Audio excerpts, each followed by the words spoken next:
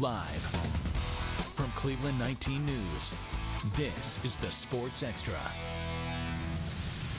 Third down and 4. Griffin throws. It's Thompson for a Redskins touchdown.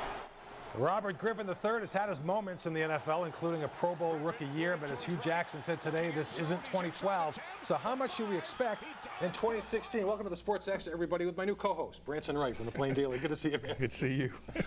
Now, you know, we got a long way to go, but I'm going to ask the ridiculous question anyway. If both RG and McCown are on the roster when the season kicks off, who's your starting quarterback in September? RG3. I mean, well, why would you go out and get this guy to have him sit on the bench? And as I was telling you on my way over, this is his last shot. And I think he's motivated, he's healthy now, and he has the quarterback whisperer in Hugh. We're going to talk more about McCown, too. He spoke as well today, but let's stick with Robert Griffin III, who's no longer RG3. He walked into town basically saying, there's no more hype. You know, I don't want the hype. I want the job, but I don't want the hype. Well, that's the way it's got to be. As I said, this is his shot. So he's going to be a new man, if you will. Probably be more an in-the-pocket guy, because as when he first came from Baylor, he was running out of the pocket and making things happen. But I think with Hugh, he's going to change his entire game, and he's going to be the guy. And you saw him at the podium in Berea. You know, a lot of people wanted to see him at that podium 4 years ago. Mike Holmgren couldn't swing the deal with the Rams to get that second pick. Anyway, something hasn't changed, and here's what RG had to say about that today. As a quarterback in this league, you're going to get all the attention. You know, you win, it's, man, that guy's awesome. You lose, this guy is terrible. And as a quarterback, you in the National Football League, you have to understand that and realize that it's always those guys, you know. And when you lose, it is always you. I don't really think in terms of what does he need to do about 2012, because it's 2016. I think what he needs to do is play quarterback the way the Cleveland Browns want him to play quarterback, and the way I have a vision for that position playing. But we don't know the vision yet. But can he, even Mike Shanahan, who has been saying you got to get him back to that read option. You can't expect him to stand back and be a pocket passer. Why not? I mean, if you're going to be a successful quarterback in the NFL, you need to be able to stand in the pocket, because how many times has this guy been hurt running out of the pocket? So he's going to have to learn how to do that.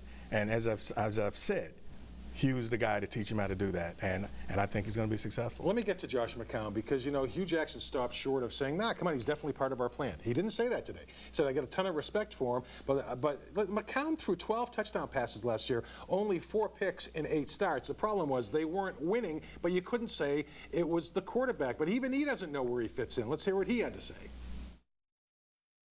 Josh McCown is a tremendous football player. You don't play in this league for 15 years and not having been very good at what you do. And he provides us with a really good quarterback, obviously veteran presence. And I'm just excited to work with him. As far as what's going to happen in the future, I'm not concerned about that, and I haven't talked to Josh. He isn't either. For me, it's just come in and compete, you know, and they'll make the decisions accordingly on how they build this roster and you know, where guys play. Is he here? At least during training camp. Or if the Jets get rid of Fitzpatrick, which is the rumors out there, then the Jets will need a quarterback. But what is wrong with having competition in camp, especially with a veteran? I think it would be a great Not thing. only that, with RG's injury history, and with, let's say, you're going to draft another kid that you're going to develop, then you get a guy like McCown. I mean, you really want to turn it over to the Connor Shaws to help manage? No, you don't. No. You get Josh McCown's been around 15 years. Cavs and Pacers, all right, it was ugly, no LeBron. Let's get right to it. And they go down in Indy tonight, 123-109. This was tough. No one's going to overreact. They can't win without LeBron. That's pretty clear at this point. No, they can't win without LeBron, but you want LeBron to be rested for the games that count, which is coming up in a couple of weeks. And does it really matter if the Cavs are 1 or 2 as far as seeding with LeBron James on the roster? So I think this is a good thing. Exactly. So I think with him resting right now and getting ready for the real season in the NBA, no problem at all. Remember a guy named C.J. Miles, by the way? Yeah, look at that. Throwing down 21 off the bench for the Pacers tonight. So Look, they're down to their 3 here, and then by the way, a week from tonight, when they close with the Pistons, the regular season, and then the schedule comes out for the playoffs. I mean, we may know before then who they're going to play, but the schedule will come out. They're going to get that Sunday game. Of course, they're going to get Of course Sunday they are, and they deserve it. But anyway, moving forward, I'm with you. I want LeBron rested. I want these guys looking like they did the other night. I know last night it was the Bucks. I don't care. It was the Bucks. They looked pretty dominant in that game. They did. The season's going to start soon. The new NBA season is what I call the playoffs. So LeBron will be rested. And for the way this team has played, at least not today, but the last game, I think they're going to be fine. All right, Red Sox, Indians. The Indians bouncing back. Let's get right to this. And listen, Carlos Carrasco had a 4-0 lead. I mean, Santana with a bomb right there in the first. It's a 3-run shot. So 4-0. In fairness to Carrasco, and I'm not trying to be funny, the wind was blowing out. I was over there tonight. If you put the ball in the air, chances are it was going to go out. Brock Holt, Big Papi, who's 62 years old, Branson, and still going. Back-to-back nights.